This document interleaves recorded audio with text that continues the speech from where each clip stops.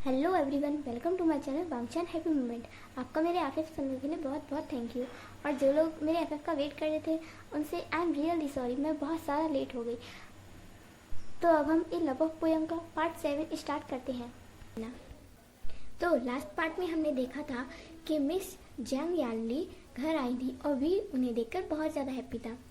तो अब इससे आगे यालनी कहती हैं कि वो यहाँ पर सिर्फ 2 दिन के लिए आई हैं। तो भी गुस्सा होती हुई कहता है कि जी आप इतने दिनों बाद आती हो और वो भी इतने कम दिनों के लिए। तो यालनी कहती है भी मुझे पार्ट टाइम जॉब भी होती है और छुट्टियों के टाइम भी मैं जॉब करती हूँ, तुम्हें पता है ना। तो भी कहता है जी मैंने कहा है ना कि मैं भी जॉब करूँगा। तो यालनी कहती है कि नहीं भी, तुम्हें जॉब करने की कोई ज़रूरत नहीं है, जब तक तुम्हारी बड़ी बहन है तब तक तुम्हें जॉब करने की कोई ज़रूरत नहीं है।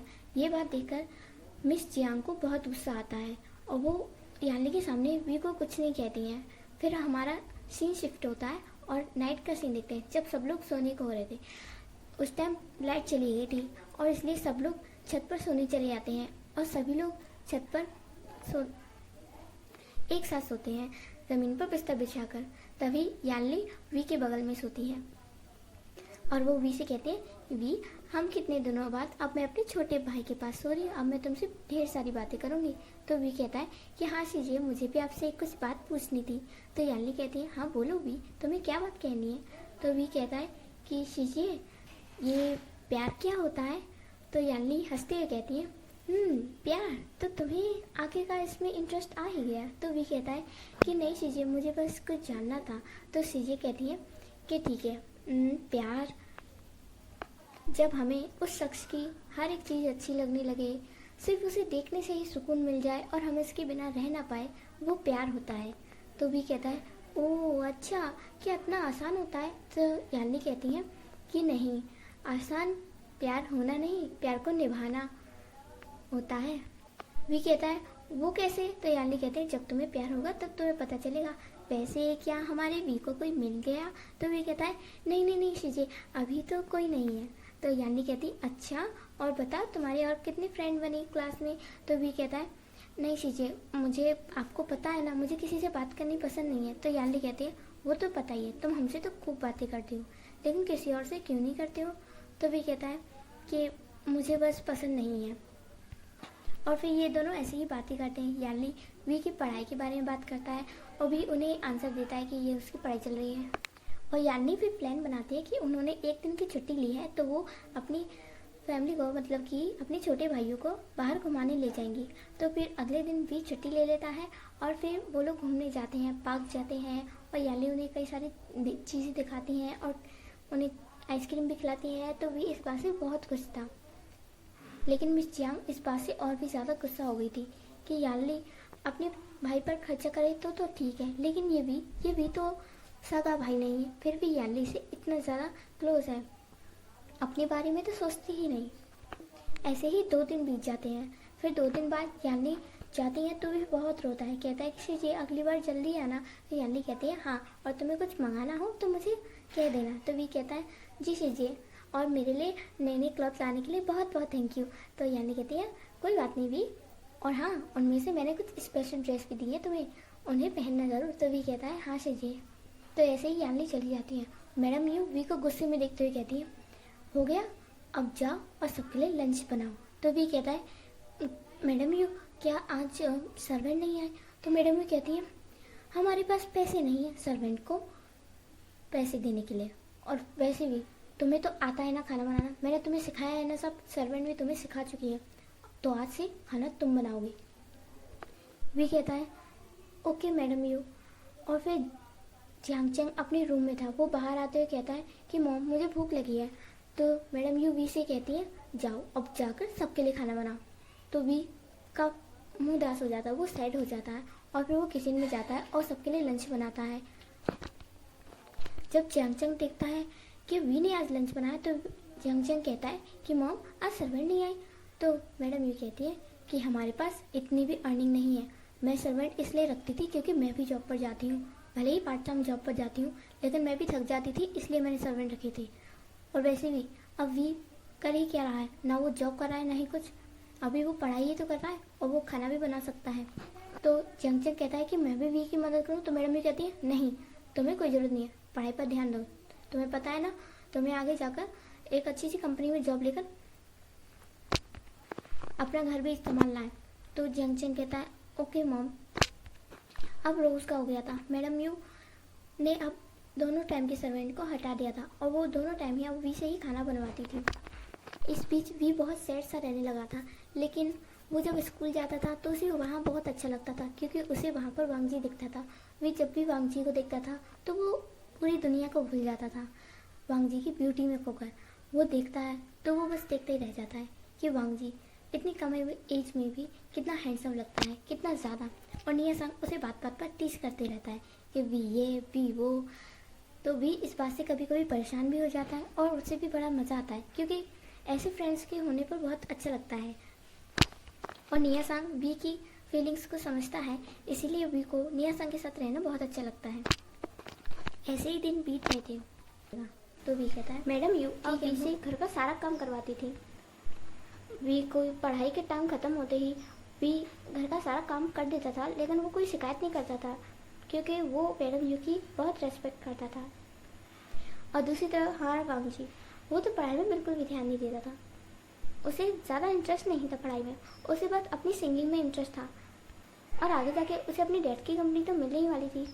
और हमारा वी जो कि डिसाइड करता है कि सिर्फ पढ़ाई पर ध्यान देगा, लेकिन वांगजी की ब्यूटी थी ही ऐसी कि वी अपनी नज़र हटा ही नहीं पाता था।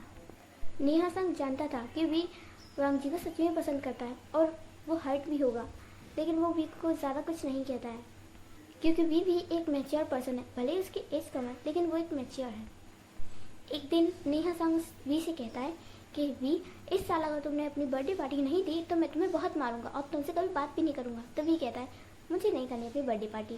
तो नेहा संग कहता है देखो तुमने पिछले साल भी नहीं की पार्टी और तुम कभी भी किसी भी साल नहीं करते हो पार्टी। वी कहता है पार्टी में होता ही क्या, मुझे यही नहीं पता। नेहा संग कहता है क्या सच में तुम्हें कुछ नहीं पता? वी कहता है नहीं, क्योंकि मैंने कभी पार्टी मनाई नहीं। नेहा संग क्या तुम भूल गए हो मेरे बारे में? तो नेहा संग कहता है लेकिन तुम स्कूल में क्यों नहीं आते हो? मैं तुम्हारा बर्थडे कितने अच्छे से मनाता, तुम अपने बर्थडे वाले दिन भी स्कूल नहीं आते हो। तो भी कहता है उस दिन मेरा मन नहीं करता। तो निया संग कहता है अच्छा वांगजी के बर्थडे वाले दिन आने का तो तुम्हें बड़ा मन कर गया था। तो भी कहता है नेहा संग।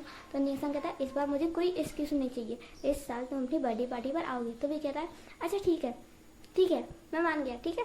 निया संग कहता है तो ठीक है, और बता वांगजी को कब प्रपोज करोगे? निया संग अब बार बार वी से ऐसा कहता था। वी अब बहुत ज़्यादा चिढ़ जाता है और कहता है निया संग बस करो, मैं उसे नहीं पसंद करता। निया संग कहता है अच्छा कुछ दिन पहले तो तुम मुझ पर मरे जा रहे थे। तो वी कहता है कौन मारा जा रहा है? मुझे कुछ नहीं हो रहा। तो निया संग कहता है अच्छा, और वी अपनी पढ़ाई करने लग जाता है।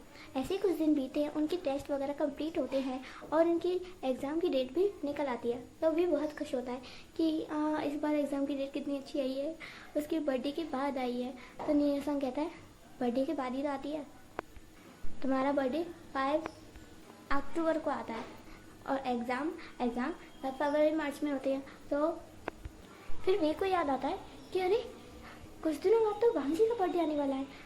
वी अपने माथे पर हाथ मारते हुए कहता है अरे तुमने क्या अच्छा याद दिलाया। हाँ अभी अगस्त आने वाला है। हाँ अगस्त, और फिर वांगजी का बर्थडे। वी ये थोड़ी धीरे से बोलता है तो निया संग सुन नहीं पाता है। निया संग कहता है क्या कहा तुमने?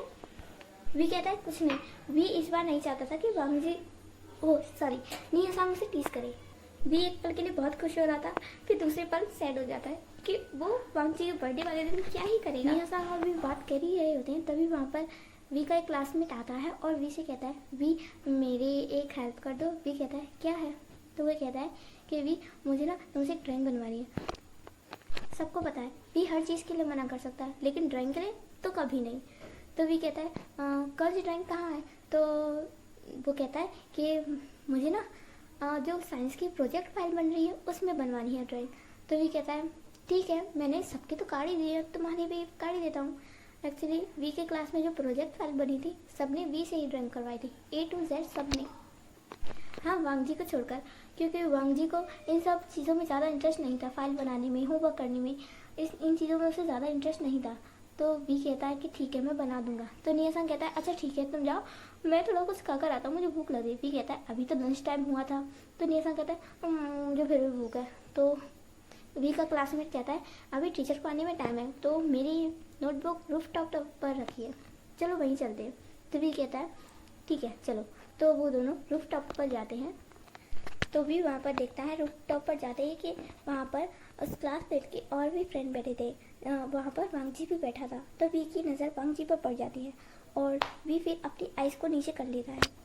और वो लड़का कहता है कि उस लड़के का नाम सैम है। तो वो कहता है कि वी ये रही नोटबुक। तो वी कहता है अच्छा ठीक है मैं बनाता हूँ। वी चेयर पर बैठकर उस ड्राइंग को बनाने लगता है। कुछ टाइम बाद वो बनाते ही खो जाता है ड्राइंग बनाते टाइम। फिर वो कुछ टाइम बाद नोटिस करता है कि कोई टेबल को हिला रहा है बहुत ज़ोर ज़ोर से।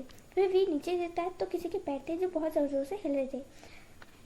वी फिर ऊपर देखता है तो वहाँ पर वांगजी बैठा था और वो वी को ही देख रहा था। उन दोनों की आइस एक सेकंड के लिए आइस मैच हो जाता है उन दोनों का, सिर्फ एक सेकंड के लिए। फिर वी अपनी नेक को जल्दी से नीचे कर लेता है और फिर वो सोचता है वांगजी मेरे सामने, वो मुझे ही देख रहा है।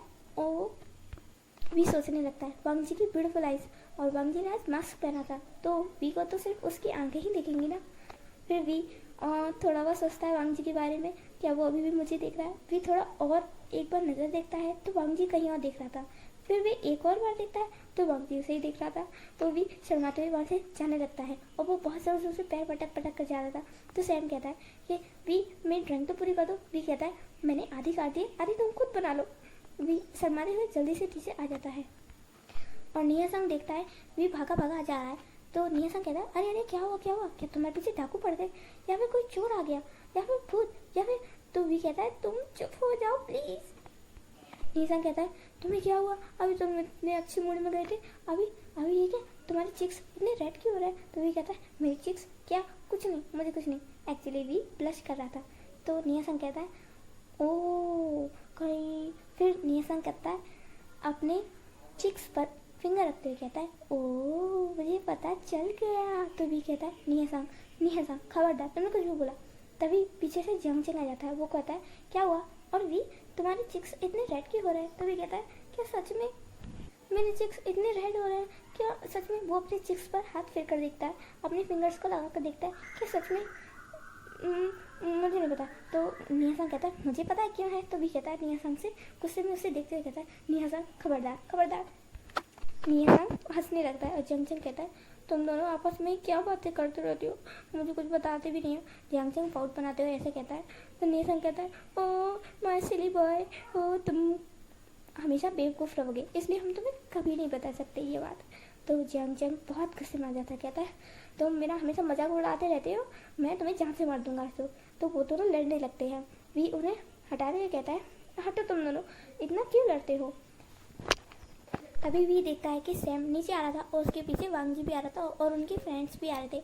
तो वी उन दोनों को लेकर क्लासरूम में भाग जाता है और उनके टीचर आ जाते हैं। फिर वो दोनों पढ़ने लगते हैं और वी अभी बार बार वांगजी को ही देख रहा था। वांगजी मास्क लगा कर आया था तो वो बहुत ही ज़्यादा अच्छा लगता है मास्क लगा के। वांगजी की ये स्टाइल थी, कभी कभी उसका मन करता था तो वो गॉगल्स भी पहन आता था, कभी वो मास्क भी लगा के आता था। वी का ध्यान वांगजी पर था। तभी टीचर वी को आवाज़ देते हुए कहते हैं वी शावी। तो वी उठते कहता है हाँ ये सर। तो वो कहते हैं कि तुम्हारा ध्यान कहाँ है, मैं क्या पढ़ा रहा हूँ, क्या तुम्हें पता है। तो वी का तो ध्यान ही नहीं था, वी भूल जाता है और कहता है हाँ सॉरी टीचर। तो टीचर गुस्सा हो जाते हैं, कहते हैं वी आजकल तुम्हारा पढ़ाई में ध्यान नहीं है, ऐसे तुम टेस्ट कैसे दोगे और एग्ज़ाम कैसे दोगे। तो वी कहता है नहीं सर ऐसी बात नहीं है, मैं अपनी पढ़ाई पर ध्यान दे रहा हूँ। तो टीचर कहते हैं ऐसे ही अपनी पढ़ाई पर ध्यान रख के रखना। वी कहता है ओके। वी देखता है कि पूरी क्लास वी को ही देख रही थी। वी शाय फील करता है और बैठ जाता है। वी घर जाता है और डायरी लिखता है। मैं आपको वी की डायरी के नोट्स अपनी कम्युनिटी बॉक्स में दिया करूँगी। अगर आपको वी के थॉट्स सुनने हो कि वो वांगजी के बारे में क्या सोचता है और उसमें क्या देखता है तो आप मेरी कम्युनिटी को चेक कर सकते हैं। मैं अपनी कम्युनिटी में भी वी के थॉट्स डाला करूँगी। तो वी घर आता है और डायरी लिखने लगता है। अब उसकी डेली की आदत हो गई थी, उसे ज़्यादा टाइम नहीं मिलता था, इसलिए वो स्कूल से तुरंत आकर ही अपनी डायरी को लिखने बैठ जाता था ताकि वो बाकी के टाइम में आराम से फिर घर का सारा काम कर सके। जंगचंग का मैडम यू ने ट्यूशन लगा दिया था, इसलिए अब जंगचंग भी स्कूल से आकर हमेशा ट्यूशन में ही रहता था। ऐसे ही दिन बीतते हैं और मैडम यू आजकल वी पर बहुत ज़्यादा गुस्सा करने लगी थी। वो बात बात पर वी को ताने मारती और वी को बुरा भला कहती, लेकिन वी ज़्यादा बुरा नहीं मानता था क्योंकि उसे पता है कि वो कहाँ से आया है। उसे अपने पास्ट के बारे में सब कुछ पता है। इसी में हमारा ये पार्ट ख़त्म होता है। आपको जैसा भी लगा हो कमेंट ज़रूर करना, प्लीज़ प्लीज़ प्लीज़ कमेंट ज़रूर करना। और लेट अपडेट के लिए आई एम रियली सॉरी। मैं नेक्स्ट पार्ट बहुत जल्दी लाऊंगी। Thank you so much.